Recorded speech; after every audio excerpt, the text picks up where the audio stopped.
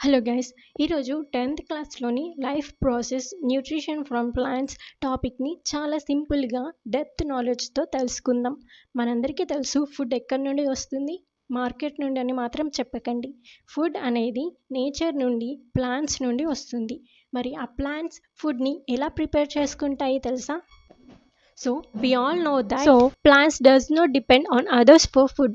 Food కోసం plants అనేవి వేరే దేనిపైన ఆధారపడవు. స్వయంగా వాటికి అవే ఫుడ్ని ప్రిపేర్ చేసుకుంటాయి.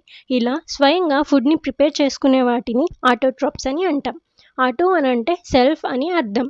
ఇప్పుడు స్వయంగా ఫుడ్ని ప్రిపేర్ చేసుకునే ప్లాంట్స్ ఉన్నప్పుడు మరి వీటిపైన ఆధారపడే జీవులు కూడా ఉంటాయి కదా, వాటిని హెటెరోట్రాప్స్ అని అంటాం.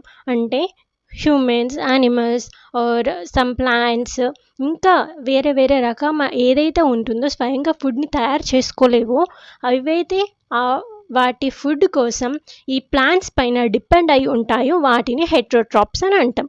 స్వయంగా ఫుడ్ని తయారు చేసుకునేది ఏంటివి? ఆటోట్రాప్స్ అంటే ప్లాంట్స్.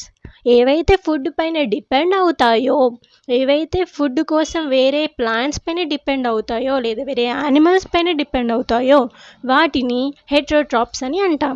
ఇప్పుడు ఆటోట్రాప్స్ అండ్ హెటెరోట్రాప్స్కి ఫుల్ క్లారిటీగా ఎక్స్ప్లెనేషన్ మనం తెలుసుకుందాం. ఇది మనకి న్యూట్రిషన్ ఇన్ ప్లాంట్స్లో